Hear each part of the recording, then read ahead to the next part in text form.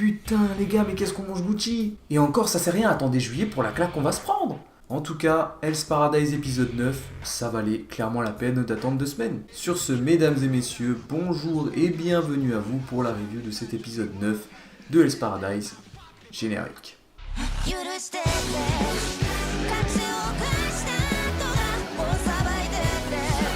Ah là là là là, épisode 9.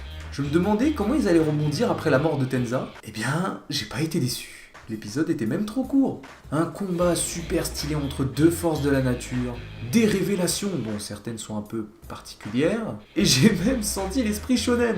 Il y a pas mal de choses à dire en tout cas, donc c'est parti, c'est maintenant. Alors on retourne sur la petite bande de Sagiri, Gabimaru, Groot, Mei et les autres, dans le petit village abandonné.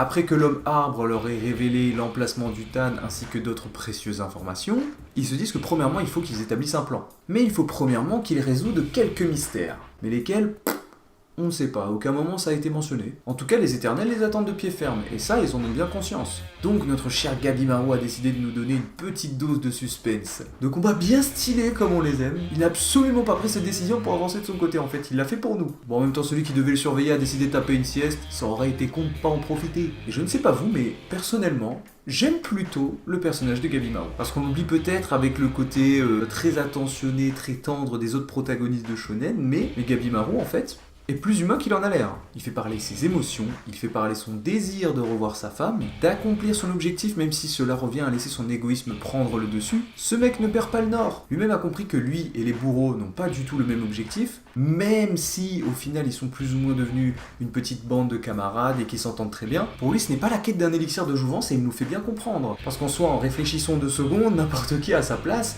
aurait sauté sur l'occasion. Mais aussi, ce que j'aime chez ce personnage, c'est qu'il est confiant en fait. Il a une grande confiance en lui, en sa force, mais le fait que nous on a conscience de la puissance des éternels et que lui pas du tout, qui suppose même qu'il gagnera du temps en allant directement à leur rencontre, ça m'a fait un truc. Je me suis dit mais quelle bêtise en fait, quelle inconscience. Le mec ne sait pas du tout ce qu'il attend. Est-il vraiment prêt? Est-il surtout capable de battre un éternel? Bon déjà, truc chelou numéro 1, après une bonne trotte, il arrive dans un endroit très brumeux qui semble être un champ d'arbres à forme humaine que l'on voit en train de prier. Expliqué comme ça, je vous l'accorde, on dirait que j'ai consommé quelque chose. Et c'est vraiment ça. Et on reviendra dessus plus tard, on apprend également des choses là-dessus. Autre information que l'on apprend, petit détail plutôt intéressant, c'est que actuellement la véritable terre divine serait Ōrai, et non pas l'île en elle-même. Car contrairement aux 2 autres zones de l'île, Hojo et Eishu, Ōrai n'a absolument pas perdu de sa beauté au fil des années. Alors déjà, qu'est-ce qui s'est passé? On commence déjà un peu, on spécule, qu'est-ce qui s'est passé pour que ces zones-là soient autant ravagées? Les éternels ont-ils un rapport de près ou de loin avec ça? Sans doute. Mais en attendant, notre personnage principal arrive devant une porte. Et sur quelle surprise tombe-t-il devant cette porte? Un éternel.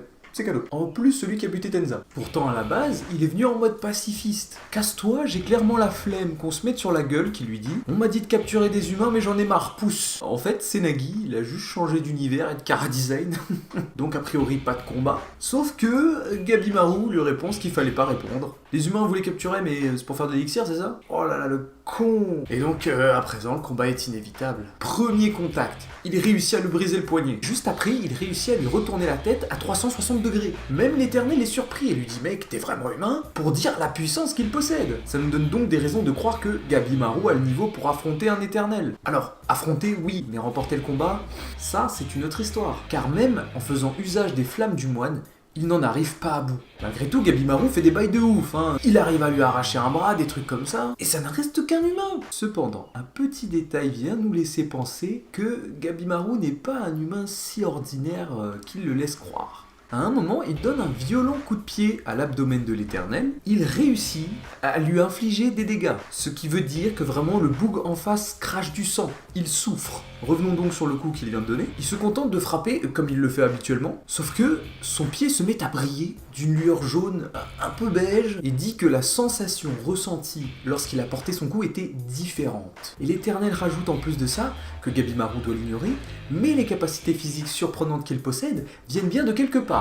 Pour des raisons évidentes de suspense, on n'en saura pas plus. Le combat se poursuit alors, mais il prend une toute autre tournure à présent. L'Éternel envoie la même technique qui a été fatale à Tenza. Une sorte de projectile d'énergie perforant et Gabimaru n'arrive pas à réaliser ce qu'il vient de se prendre. C'est un pouvoir, une force dont il ignore tout. Et à ce moment-là, putain, l'esprit shonen se réveille en lui. Je me souviens carrément, j'ai eu des frissons. Le mec est à deux doigts d'abandonner, il repense un instant à sa femme et tout d'un coup il pose le pied au sol et il se relève en mode hyper déterminé et tout. Pouah, non, c'était incroyable. Donc il décide d'y aller franco, avec comme seule chose en tête qu'il retrouvera sa femme vivant. Il parvient à reprendre l'ascendant sur son adversaire et lui met la misère. Il la détruit comme jamais. Malgré l'immortalité du mec, Gabimaru a réussi à le mettre en difficulté, au point où son corps ne se régénérait plus. Mais quand on croit que celui-ci finit par s'avouer vaincu, et renaît sous une nouvelle forme, à la fois dérangeante, fascinante et effrayante. Il se prend une dérouillée,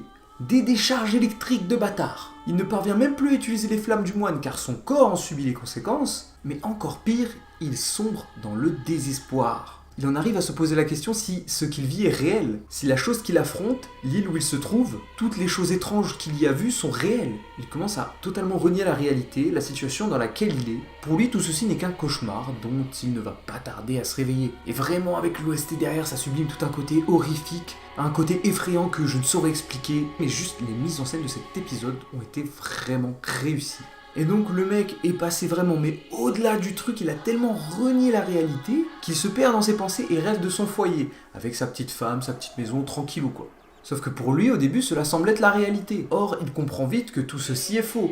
La réalité le rattrape, le cauchemar ne fait que commencer. Pendant ce temps-là, sur le lieu du combat, en fait, il se faisait littéralement broyer par les membres de l'Éternel. Il perd des litres et des litres de sang. On se dit vraiment que c'est la fin de notre héros.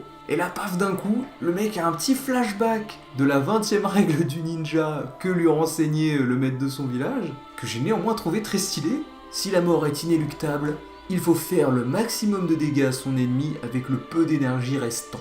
Ni une ni deux, il utilise les flammes du moine, mais il est à présent au sol et à court d'énergie. C'est fini. Mais en fait non. Petite surprise, la petite Mei l'avait suivi en scred. Je l'avais pas mentionné, mais on la voit observer Gabimaru quelques plans avant. Donc c'est carré, ticket de sortie en fait. Donc merci Mei, grâce à elle, il a pu s'enfuir du lieu du combat. Et du coup, l'Éternel reprend sa forme originale et il prononce le nom de Mei. Apparemment, il a l'air de bien la connaître. Donc je pose la question... Quel est le lien entre Mei et les Éternels? Parce qu'on sait bien qu'elle est immortelle, ça fait plus de 1000 ans justement qu'elle a vécu dans ce village, et à l'heure actuelle elle a encore la forme d'une gamine. Je veux savoir, je veux des réponses.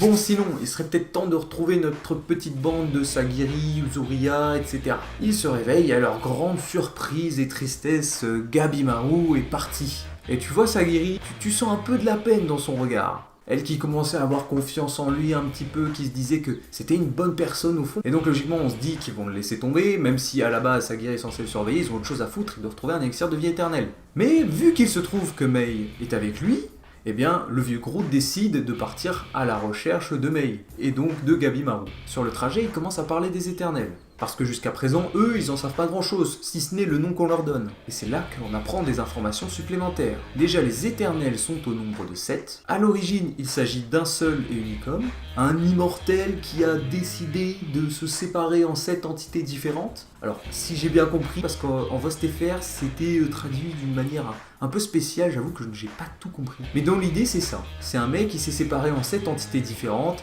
et ce sont donc eux qui règnent sur cette île. D'ailleurs, on a droit à une petite scène plus détaillée de ces 7 personnes. On les voit posés à une table, à oreille sans aucun doute, à discuter tranquillement. Et bon voilà, ils parlent de choses banales, voilà, un tel a une préférence pour le corps masculin, l'autre pour le corps féminin, parce que ça leur permet de faire ça, parce qu'ils se sentent beaux. Voilà, ce sont des êtres un petit peu comme ça. Donc en gros, le choix du corps varie selon leur envie. Tiens, je connais une communauté de gens à qui ça ferait bien plaisir de pouvoir faire ça. Mais blague à part, parmi les 7 se trouve l'original, du moins le chef. Et il décide de faire un point avec les 6 autres pour parler de la situation actuelle. Des humains sont ici, ils sont coriaces en plus de ça, et ils ont tué un bon nombre de dieux du foyer. Donc les mecs, les meufs, appelez-les comme vous voulez, commencent à être sur leur garde.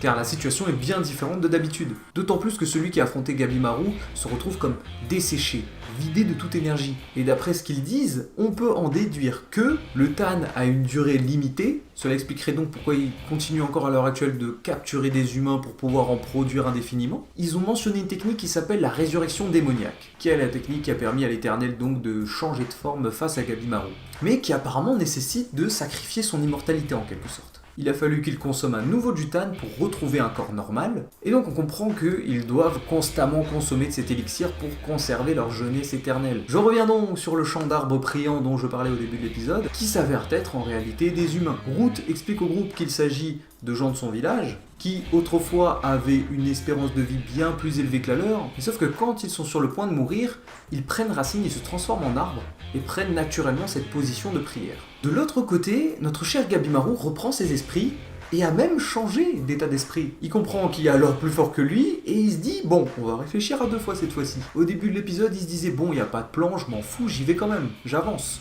Mais maintenant, ils se rendent compte qu'il faut forcément en établir un au préalable. Et ils se rendent même compte que tout seul, ce serait impossible, et qu'il lui faut des coéquipiers pour ça. Et sinon, il y a l'autre samouraï super chaud avec son bourreau qui débarque devant Gabimaru. Ça sent la bagarre au prochain épisode. Voilà. Sur ce, voilà tout pour moi, voilà tout pour cet épisode 9, que j'ai vraiment bien kiffé, j'espère que vous également. Et si vraiment vous n'avez pas commencé Hell's Paradise, vous allez le regretter. Faites-le tout de suite. On a eu de sacrées révélations, de quoi théoriser, de quoi nous mettre bien en haleine. Un épisode qui n'est clairement pas parfait, mais que j'ai adoré personnellement. Sur ce, merci de m'avoir regardé, même si je doute que des personnes soient arrivées jusqu'à ce moment-là de la vidéo. Sur ce, c'était le Sama, et je vous dis sayonara.